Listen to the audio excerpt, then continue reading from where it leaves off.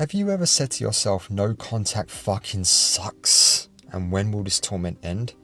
Yes, indeed, no contact does fucking suck, and it's okay to want to contact your ex.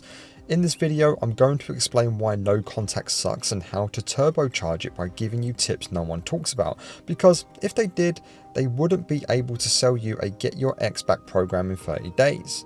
Coming up, I'm going to talk about my no contact story and how I messed it up in the beginning, so you won't have to make the mistakes that I did. I will also give you 5 no contact tips that no one is discussing that will give you the best chance of getting your ex back, and if they don't come back, well, let the fuckers burn. I've spent the last 7 days going over the most viewed no contact videos on YouTube, from Matthew Hussey to Craig Kenneth to The Art of Love to Coach Lee to Brad the Brownie Browning, Dan the Bacon Sandwich, and Love Advice TV. I just threw up in my mouth a little bit mentioning those last 3 on that list.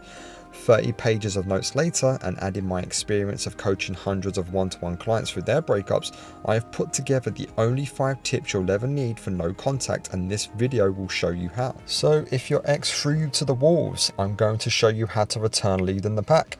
Welcome back to The Love Fix. It's Nick, doing my best to get you through your breakups the best I can. If you want my help on your personal breakup situation, there is a link in the description below. Go and hit that. That will take you to my one-to-one coaching services as well as my other social medias. Okay, let's get straight into the main points of this video. Before getting into the tips that will help you turn your situation around, we must first take a journey back to May 2020 and look at what not to do. I'm not feeling it anymore. That is what my ex said to me after a 3-hour conversation about our relationship and me trying to convince her why we should stay together. Her face told the story I imagine it told every ex-boyfriend before me. She had a look of exhaustion and defeat, but at the same time a look of determination. Strangely, she wouldn't actually say, "I want to break up with you." It was only when I launched into my protest behaviour, which was my first mistake, did the breakup conversation come to its natural conclusion. She was waiting for me to end it despite her initiating the breakup. Feeling like I had exhausted every solution to save the relationship, I said the following: "If I walk out of here today, my responsibility to you and your daughter ends and I won't be coming back." Although that was factually true, as in a breakup would end my role as her partner and the stepfather to her daughter, it was the wrong thing to say and only further validated her position to end the relationship. I was protesting by trying to leverage my resources. It's not something I'm proud of and I hugely regret it, but she got shit wrong too. She wouldn't end the relationship despite her wanting to, and she skillfully got me to do it for her. She loaded the gun, held it to my head, and got me to pull the trigger. Mistake number 2 was me listening to the wrong advice. 30-day no contact to spike your ex's anxiety, anyone? Yep, I bought into that bullshit right at the beginning, and it set me up for 12 months of the wrong mindset and the wrong intentions. The same happens to most of my one-to-one clients. In fact, they find my channel after they realize the get your ex back in 30 days bullshit doesn't work. So, here are the 5 no contact tips no one is talking about that's going to really help you. Tip number 1, intentions are everything. The psychology of no contact and what happens to the dumper during no contact is great and all, but if your intentions are wrong, the no contact is about as much use as a cock-flavoured lollipop. My intentions were all wrong at the start of my breakup. I was weaponizing no contact. I was telling myself my ex couldn't function without me, she couldn't pay bills without me, and that her love for me was unbreakable. All bullshit. Before we got together, she functioned just fine. She was able to pay her bills and she had loved other men before me, so therefore she was more than capable to do all those things without me. So my thought process for the longest time was, just one more day and she'll reach out. Just one more day she's going to reach out. Okay, next week she's going to reach out. She never did. It wasn't her not reaching out that was the painful part. It was me setting myself a narrative I wanted to happen. I so wanted to believe it. Her reaching out was my preferred outcome, and I used no contact to convince me of that. You must switch your intention of no contact from, this will get my ex back, to, this will get me back and I'm okay with either outcome. If your ex does come back, then great. But they come back because they feel it's worth another try, not because you out no contacted them. No contact gives both parties the space to consider all options. Everyone has many options available to them, and reconciliation is but one of those options. So you must always get you back first. If they don't come back, then let the fuckers burn. Tip number 2, no contact is showing true love to your ex. Your ex may still love you, but the breakup can still be the correct decision at this point in time. That's not to say people don't change their mind, because, well, they do sometimes, but you must meet them where they're at. A big part of no contact is reading the room, listening to understand and not to respond. No contact is a true sign of love for your ex. True love is supporting someone's wishes despite where that may lead. By giving your ex what they want, the breakup, you're supporting how they feel at this point in time.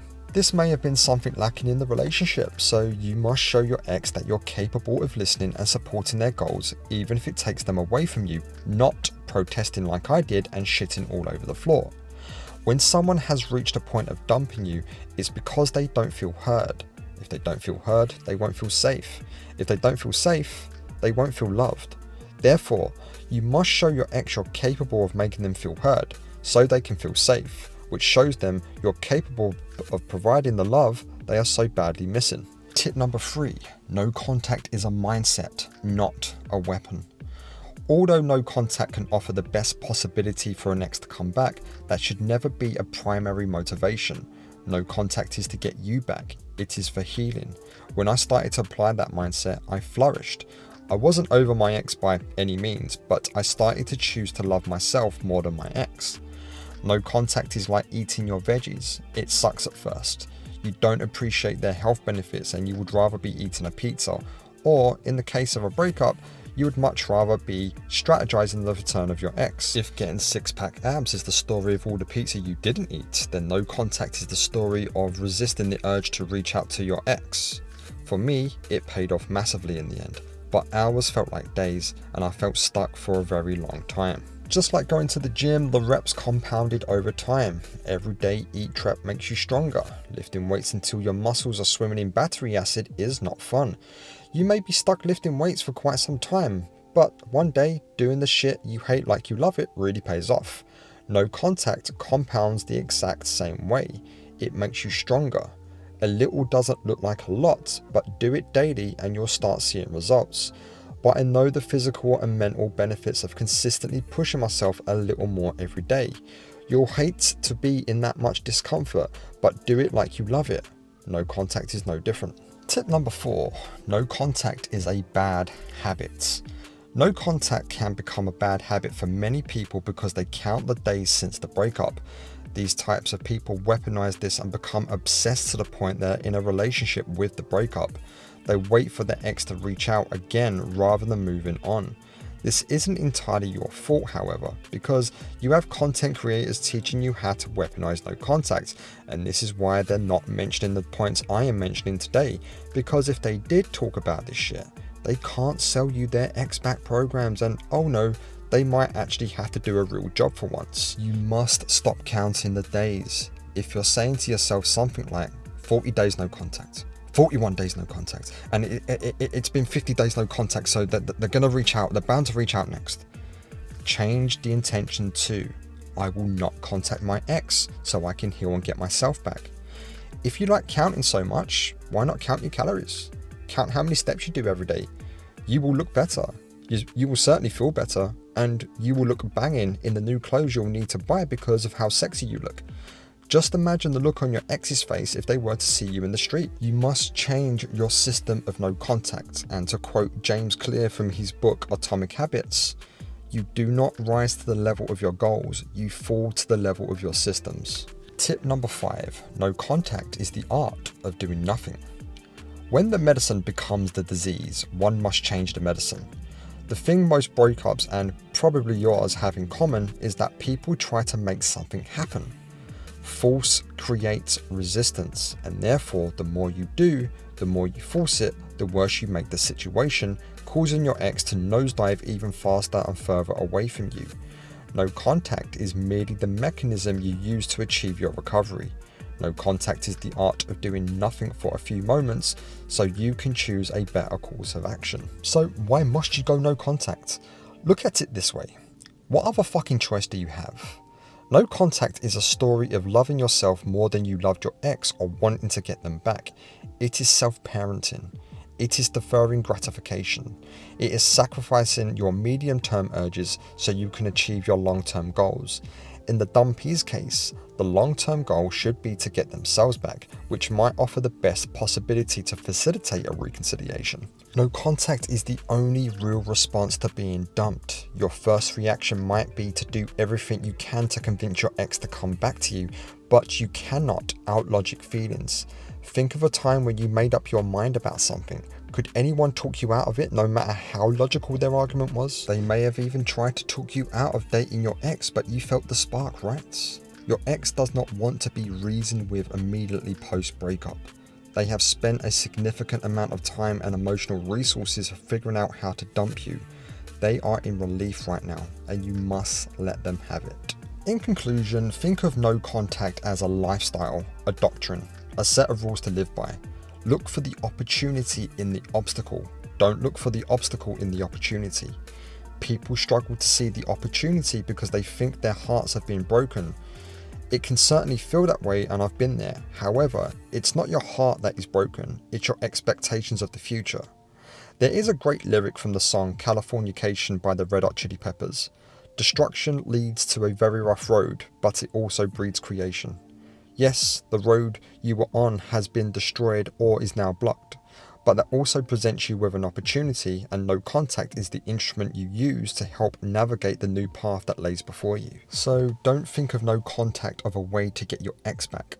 Think of it as the new lifestyle you must adopt to grow into someone new, because the old you no longer works. I am going to leave you with a quote from one of my favourite authors. See things for what they are. Do what we can. Endure and bear what we must. What blocked the path now is a path. What once impeded action advances action. The obstacle is the way. Ryan Holiday, from his book, The Obstacle is the Way. And that's all I've got for today. If you like this video, please hit like and subscribe. It really helped the channel out. As always, you are enough. You are going to be okay. And I will see you on the other side.